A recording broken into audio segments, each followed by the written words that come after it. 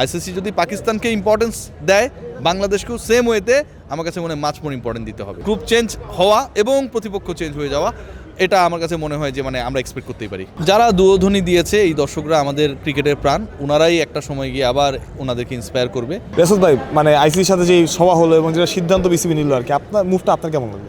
আমার কাছে মনে হয় ভেরি পজিটিভ, এবং এখানটায় বাংলাদেশ ক্রিকেট বোর্ড প্রথমবারের মতো অফিসিয়ালি অ্যানাউন্স করেছে, জানিয়েছে যে বাংলাদেশের গ্রুপ চেঞ্জ করা নিয়ে যেখানটায় মিনিমাম লজিস্টিক্যাল অ্যাডজাস্টমেন্টের ইস্যু আসবে, কারণ যেই ম্যাচেসগুলো বা যেই দলের খেলাগুলো default according to the fixture শ্রীলঙ্কাতেই হবে, সেরকম একটা গ্রুপে বাংলাদেশকে শিফট করে দিয়ে এবং সেই গ্রুপ থেকে একটা দলকে বাংলাদেশের কাছাকাছি শক্তিমত্তার গ্রুপ সিতে নিয়ে আসলে এই ঝামেলাটা মিটে যাবে।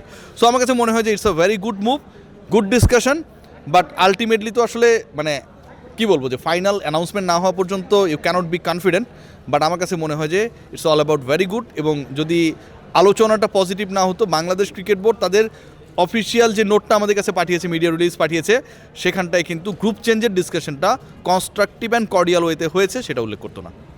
আপনার কি মনে হয় যে খেলা তাহলে শ্রীলঙ্কাতেই হচ্ছে? আমার কাছে মনে হয় শ্রীলঙ্কাতে তো খেলা হবে, বাংলাদেশের খেলাগুলো শ্রীলঙ্কাতে হবে কিনা সেটা আলোচনার বিষয়। বাংলাদেশের খেলাগুলো হোপফুলি শ্রীলঙ্কায় হবে, কারণ শ্রীলঙ্কায় হওয়া নিয়ে যে আলোচনাটা, সেই আলোচনাটা অবশেষে বাংলাদেশ ক্রিকেট বোর্ড অফিসিয়ালি বলেছে যে গ্রুপ চেঞ্জের ডিসকাশনটা আইসিসি প্রতিনিধিদের সাথে হয়েছে, এবং সেখানটায় কিন্তু আইসিসির ইভেন্ট হেড তিনিও উপস্থিত ছিলেন। সো আমার কাছে মনে হয় যে বাংলাদেশ ক্রিকেট বোর্ড এটা খুব দক্ষতার সাথে উপস্থাপন করতে পেরেছে।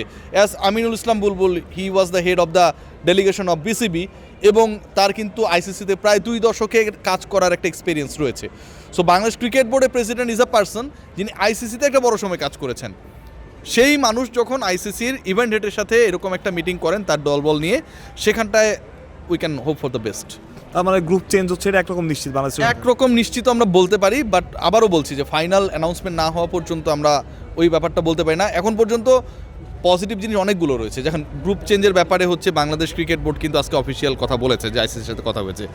আইসিসি কিন্তু এই আলোচনাটা শোনার জন্য ঢাকা পর্যন্ত এসেছে, এটা হচ্ছে পয়েন্ট নাম্বার 2। সো যেহেতু ICC is interested to make sure বাংলাদেশের অংশগ্রহণ, আবার একই সাথে আইসিসি কর্ডিয়ালি অ্যাকসেপ্ট করেছে বাংলাদেশের বিকল্প প্রপোজাল। সো গ্রুপ চেঞ্জ হওয়া এবং প্রতিপক্ষ চেঞ্জ হয়ে যাওয়া, এটা আমার কাছে মনে হয় যে আমরা এক্সপেক্ট করতেই পারি। বাংলাদেশে আসা আপনার কিছু মনে হয় প্রমাণ হচ্ছে বাংলাদেশ আসলে গুরুত্বপূর্ণ?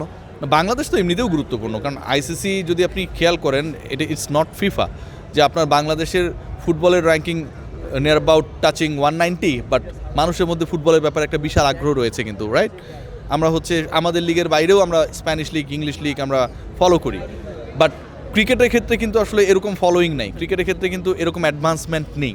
ক্রিকেট খেলাই হচ্ছে অল্প কিছু দেশ, এবং তার মধ্যে ইনফ্লুয়েন্সিয়াল একটা কান্ট্রি বাংলাদেশ। আপনি যেভাবেই ছোট করতে চান ক্রিকেটারকে, এন্ড অফ দ্য ডে তো বাংলাদেশ ইম্পর্টেন্ট ক্রিকেটিং নেশন, যে কয়েকটা দেশ খেলে। আইসিসির কাছে আরও বেশি।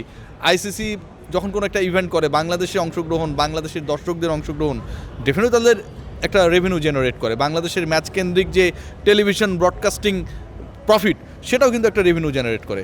সো হুট করে একটা দেশকে আপনি যদি বাদ দিয়ে দিতে চান, ইটস নট দ্যাট ইজি, এক। আর দ্বিতীয় যেটা, আপনি পাকিস্তানের দাবি মেনে যদি আপনি হাইব্রিড মডেলে যান এবং পাকিস্তানের খেলাগুলো যদি আপনি প্ল্যান করেন যে আপনি শ্রীলঙ্কাতে দেবেন, ইন্ডিয়াতে দেবেন না, তাহলে বাংলাদেশের ক্ষেত্রে এরকম লজিক্যাল একটা ইস্যু ক্রিয়েট হয়েছে মুস্তাফিজকে কেন্দ্র করে, আমাদের ডিগনিটির উপর যেটা আঘাত এনেছে। আপনি কেন বাংলাদেশের ব্যাপারে অ্যাকশন নেবেন না? আইসিসি যদি পাকিস্তানকে ইম্পর্টেন্স দেয়, বাংলাদেশকেও সেম ওয়েতে আমার কাছে মনে হয় মাচ মোর ইম্পর্টেন্স দিতে হবে। কালকে থেকে যেটা হচ্ছে লাস্ট 2টা প্রশ্ন, আসলে ক্রিকেটাররা প্রচুর দুধ্বনি শুনেছেন গ্যালারি থেকে, আসলে এটা আপনি আসলে কীভাবে দেখেন? মিরাজ থেকে শুরু করে শান্ত, যারা দুধ্বনি দিয়েছে এই দর্শকরা আমাদের ক্রিকেটের প্রাণ, ওনারাই একটা সময় গিয়ে আবার ওনাদেরকে ইন্সপায়ার করবে। বাংলাদেশের দর্শকদেরকে একসময় দেখেছি যে শান্ত যখন টি-20 ওয়ার্ল্ড কাপে ভালো করলো অস্ট্রেলিয়ায় গিয়ে, তখন শান্তর কাছে সবাই ক্ষমা চেয়েছিল, এরকমও তো হয়েছিল, এটা তো আর আমরা বানিয়ে বলছি না। সো আমার কাছে মনে হয় যে এরকম থাকবে, আপ ডাউন থাকবে। দর্শকরাও আসলে ভালোই চায় ক্রিকেটের, দর্শকরা হতাশ হয় অনেক কারণে, ক্রিকেটারদের অনেক কথাবার্তায়, কর্মকাণ্ডে, ক্রিকেটাররাও হয়তো হতাশ হয়। আবার এন্ড অফ দ্য ডে এই ক্রিকেটার দর্শক একই মুদ্রার এপিঠ ওপিঠ, দুই পক্ষই আসলে ক্রিকেটকে ভালোবাসে।